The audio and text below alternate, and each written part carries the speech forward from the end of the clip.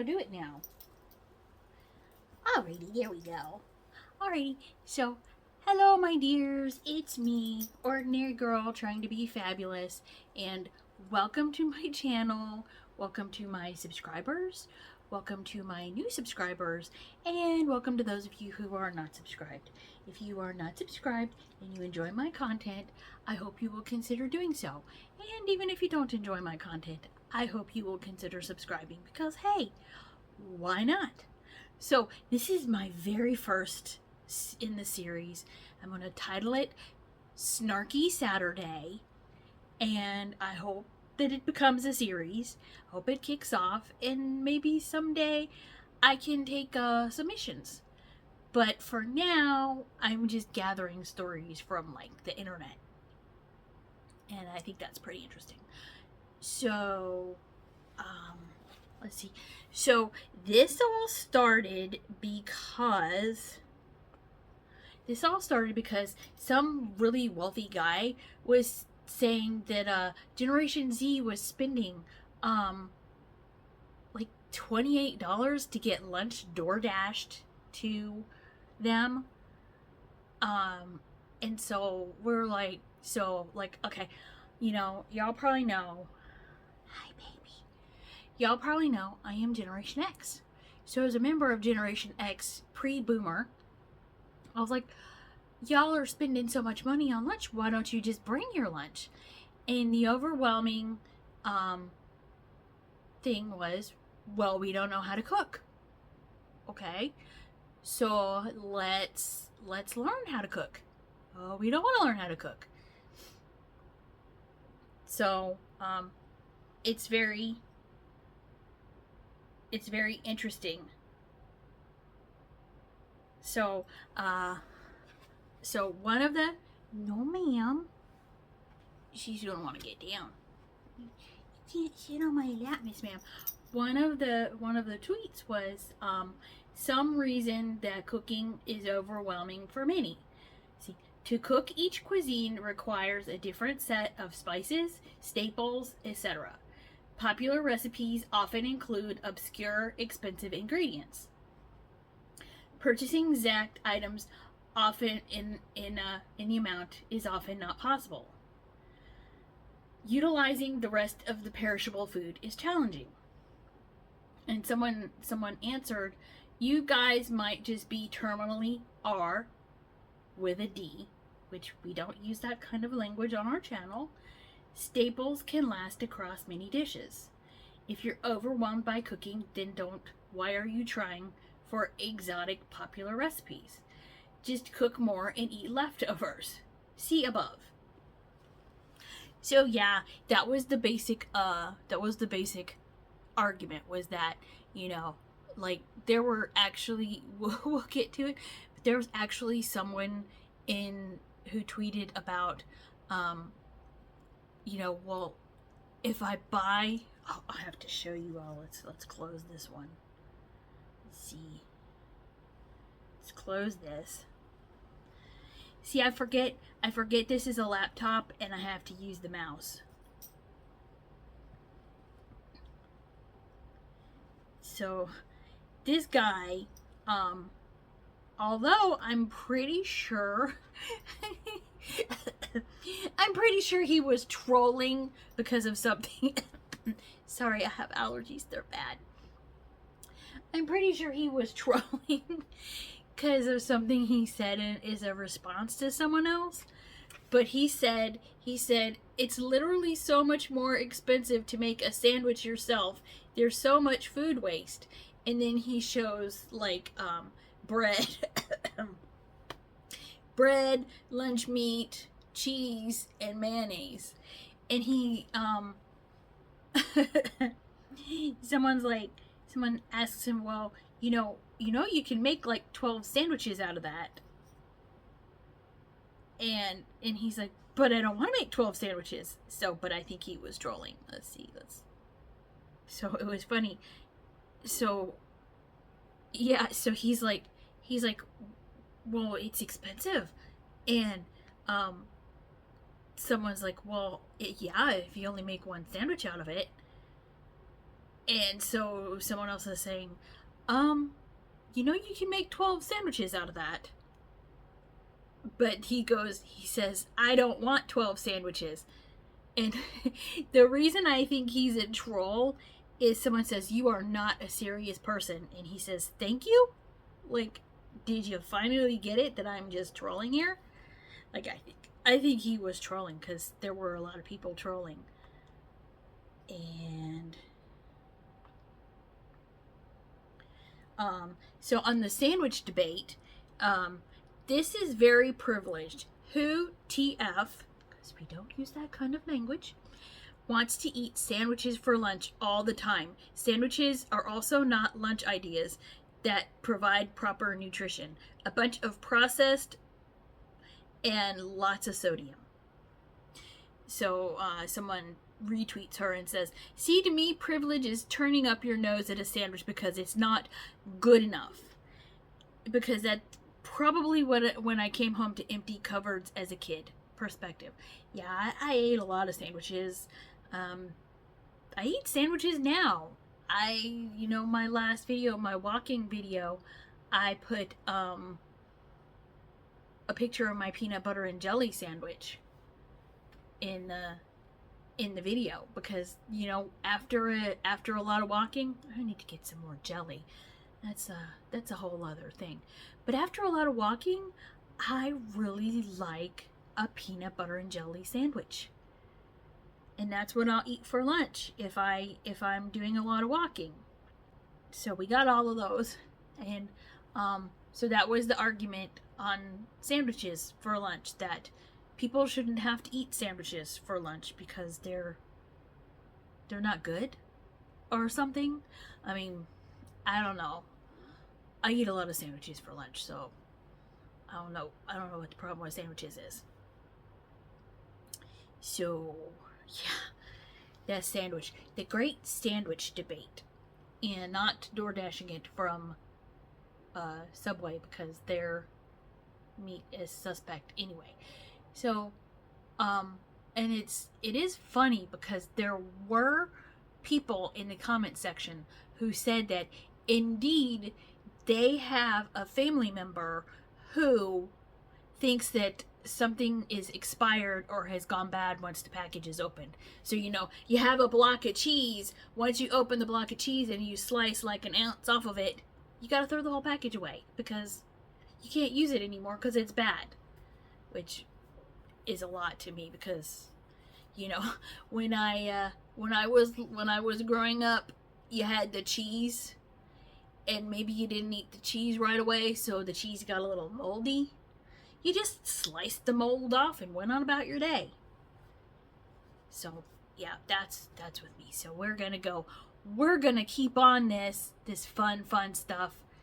So another funny thing is like me when I make sandwiches for my kids' lunch using deli meat, if Twitter is believed.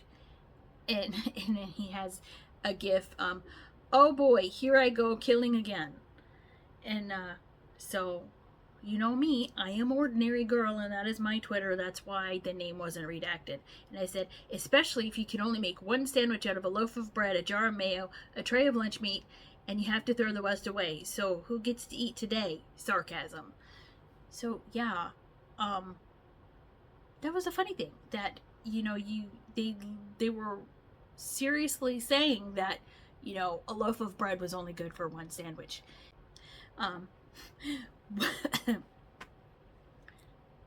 This is funny because, you know, everybody, it's like in this world, everybody I disagree with or has a take I disagree with is a boomer in the Twitter sphere. So why do boomers keep saying to pack your lunch at home? Do they realize you still need to buy food to stock your home to be able to do that? And the answer was, no, the concept of grocery shopping is completely confusing to us. Please explain. This is so funny. See, I have a bunch of these. So, how did you learn to cook? This is how I learned to cook. And I have to tell you, this particular cookbook My mom got this as a wedding present. Oh, 1962, I think she got it as a wedding present. And I still have it and I still use it. It is my favorite cookbook. It's the one I go to all the time. She's got a bunch of other cookbooks, but this is the one, this is my go-to. Let's see, I have my mom's. She got it as a gift, as a wedding present. The cause of home cooking is not helped by foodie influencers who tell the public they need to be using expensive boutique cookware and is expensive with hard to get ingredients, which is what I agree. Instagram and Pinterest ruined weddings, ruined expectations for weddings, and they ruined cooking. It's like, because they, I mean, you know, you have your influence. You don't have to do this, but sometimes you just want to keep up with the Joneses, and the Joneses have all beige cookware with matching silverware and, you know, boutique style ingredients. Me personally, I have like a mishmash of pots and pans, probably some I got from Amazon. And I'm told that you can get pots and pans from the dollar store.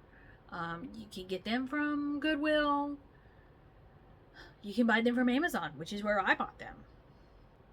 And most of the ingredients that, or most of the recipes I see online are like the people who are rage baiting, who are, you know, heating up a birthday cake on the grill with ice cream and all kinds of different things, making a dump cake on the grill, or, you know, cutting a center out of a cake from Trader Joe's and putting sprinkles on it to make it special. So to me, the only kind of boutique stuff I see, I don't see it. I see rage baiting. So they're all out there like, home cooking is actually so much more expensive. I have to buy an entire commonly used ingredients for one meal, and the rest is going to go to waste. What? And I said, but if I buy one loaf of bread, a jar of mayo, a tray of lunch meat, I can only make one sandwich. I have to throw the rest away. I can't use it next time.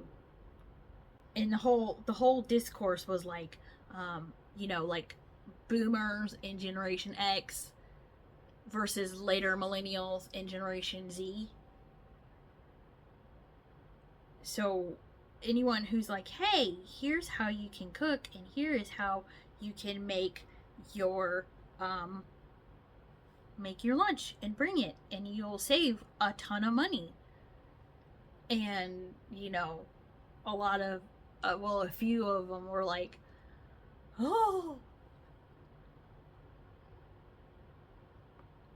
So on discourse of fast food and stuff like that, boomers seem to forget that fast food used to be a normal, everyday expense for them because it was affordable. You could get a burger easily on minimum wage. It wasn't some fancy treat you. Yeah, it rather was. I remember my teacher, I think I was in the 3rd grade, for Christmas, she gave us, I don't remember what grade it was, but I remember for Christmas, she gave us like McDonald's gift certificates, and it wasn't much because, you know, she's a teacher, she can't afford, it was like $1. I thought that was the best thing ever. I bought an apple pie with that. I still remember, because the few times that we did go to McDonald's, I wasn't allowed to get an apple pie because that was too expensive. So yeah, I bought an apple pie with my $1 gift certificate from my teacher. And someone answered, Gen X here. I remember going to McDonald's for birthday parties. Yeah, they were. Y'all Gen X people, you remember when they had the play places before they ripped all the fun looking McDonald's stuff down and made it brutalist? they had play places and you could have your birthday party at McDonald's. On a rare occasion with my family for a treat. We might have gone for a day trip, or when we were driving out to visit my Meemaw. Months would go by with nothing but grocery store food. Where are people getting their info? Which is a good question because, like, you know, my my mom's thing was we have McDonald's at home, and y'all know. I wish I had included. Maybe I can find the slides for that, if it's not too buried. But you know, your mom telling you we have food at home, and you know the McDonald's at home was like a hamburger, a cheeseburger that she had made on the grill, and those Ore-Ida French fries, crinkle cut French fries that you cooked in the oven. That was our McDonald's, and that's what we got. Unless we were going to visit our Meemaw, or if we were on a day trip, which, you know, we took day trips to, like, Washington, D.C. a couple times a year. But, yeah, most of the time it was like the food was groceries. Okay, so, oh, I know, I didn't do this one. So, I wanted to remember this one, and yes, I misspelled sickle. But, so, in the discourse, boomers who spent the 80s and 90s drunk driving home from work. I guess boomers did drive in the 80s. Because, like, boomers were after World War II. Born after World War II. And so, yeah, they would have been old enough to work and drive. Drunk driving from work to cheap restaurants to eat $5 steak dinners on their way to drunk driving home to their cheap houses they bought on one income. Well, I mean, there was a problem with drinking and driving in the 80s, before, you know, Mothers Against Drunk Driving and Students Against Drunk Driving. The reason I put hammer and sickle in here is because it's funny, because this person has a hammer and sickle in their name, and I know I misspelled sickle. So, but do they think they're gonna be able, if communism takes over, do they really think they're gonna be able to DoorDash for $28 or $30? So someone commented on that. They really have created a world that never existed. That world sort of existed, but it's rather exaggerated, because $5 steak dinners was like something that happened on Friday night when you went to Sizzler and they had like a special. Most of the time they didn't have that special. Can't get over the person with the hammer and sickle thinking life's going to be better if we're communist, because it won't be. Why can't you just make a sandwich at home for lunch? And then the little boy screams. Yeah, because it's weird. It was weird the way people were just going after making your lunch at home and cooking at home. Because I tell you what, y'all look at my cooking, y'all look at the cooking playlist, or the cooking videos. I'm a pretty good cook. Let's see, this is an interesting one. Let's see, people know it's cheaper and healthier to cook at home, but it takes capital to cook at home. Some people don't realize cooking at home is a luxury in itself. There are poor people so poor they don't have pots and pans, let alone dishes and spoons and forks, or soap and a sponge to clean them. That's really sad, because if you don't have any of that stuff, do you have the money to DoorDash? I don't know. I mean, somebody used Grok to find out, and they said that 95 to maybe was it 95? They said 95% of people have a stove, a microwave, and all that good stuff like that in apartments and houses. I mean, like someone was saying in Europe, they were mentioning that, because I heard that some places, some countries, maybe even Canada, if you move in into an apartment, it might not have a refrigerator or a stove. You have to bring them yourself. And I think like a long, long time ago, when my mother and father moved to Italy, I think they had to buy their own stove and refrigerator for the space, for the apartment that they lived in. So, I mean, but even like, I don't know, because there have been times when I had a broken oven and stove, and I had to make do with what I had. So I'd have to use an electric skillet or a crock pot. Of course, I don't recommend buying anything electric from Goodwill. I just don't recommend it. I don't think they accept electric items anymore because of the way they might be broken. Allergies. So, I mean, yeah, if you legitimately don't have. So here is my picture of my sandwich that I had after I walked. My peanut butter and jelly sandwich.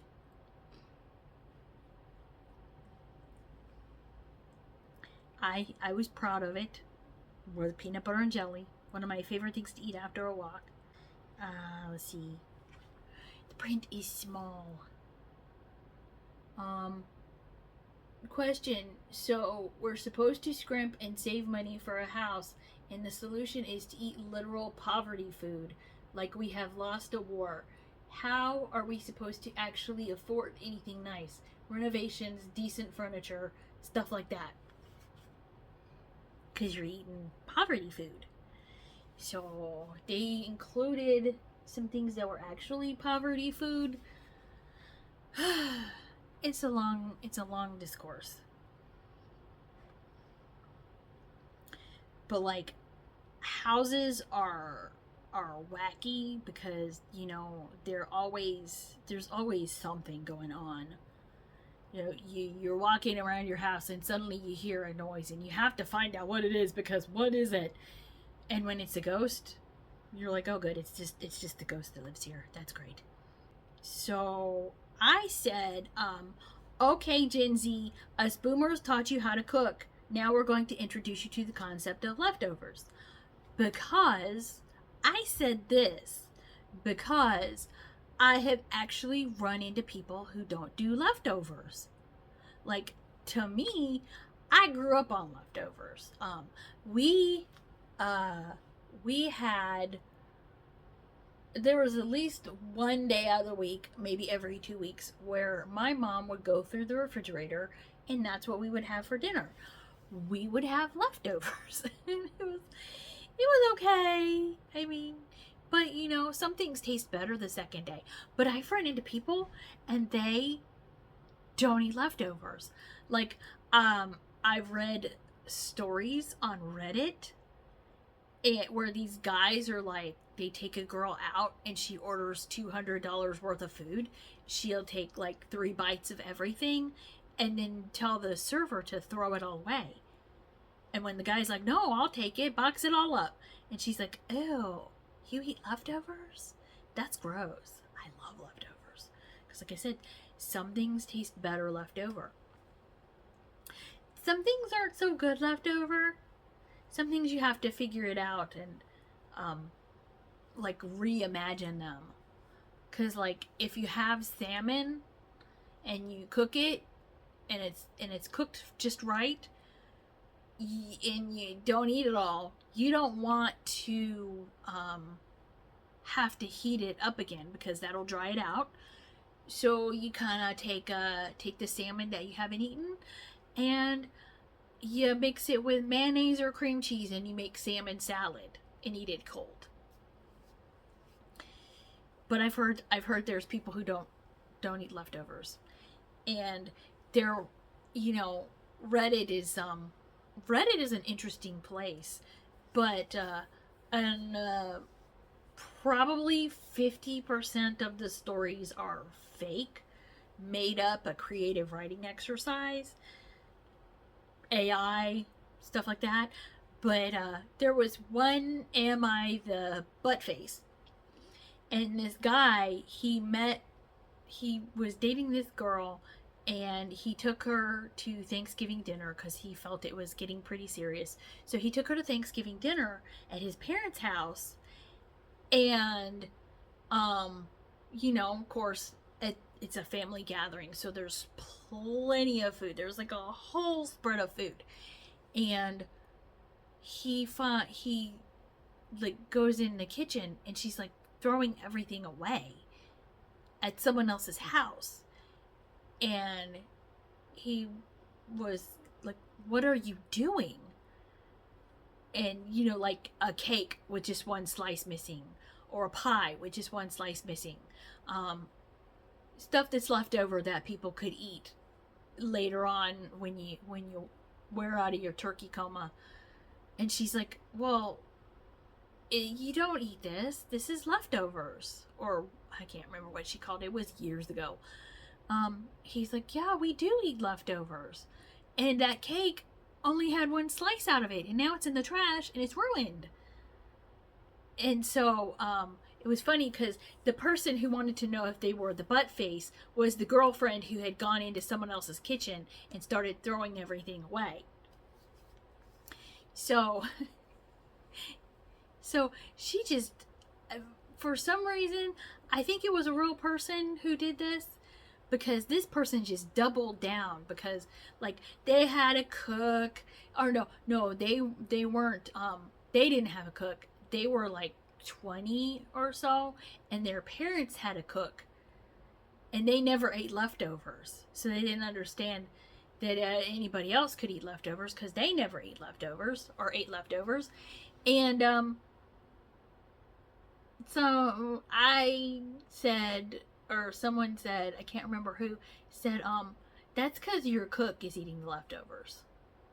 I can assure you that after your cook has spent several hours on dinner, and y'all have taken 3 bites out of it, and your other staff comes to collect it, I can assure you the people in the kitchen are going to town on your leftovers. And she responded to me, she's like, "Ew, that's nasty. I can't believe they're eating our leftovers. I'm gonna have to tell my mom and dad." Hopefully her mom and dad were just like, "Okay, whatever." So that is the end of my video. And there's a sweet sugar. You sleeping? You sleeping, sweet sugar bugger? I love you. So yeah, that's the end of the video. And I hope to make this a series. I hope to eventually take submissions. I will see you all in the next video. Thank you for watching. Bye. Bye. Say bye, Millie. Say bye. Bye-bye. You're a cutie pie. I love you. Bye. Yeah, she's sleeping. She's had her fun time. Alrighty, see you later. Bye. Okay, so this is my outfit of the day. Yes, and this is my Amelia of the day. This is my Amelia of the day. So yeah, this is my outfit of the day. I got my white shirt and my floral pants and my pink tennis shoes. So yep, that's it. My outfit of the day. And my Amelia of the day, who's got a yucky. So yeah, and I'll see y'all in the next video. Bye.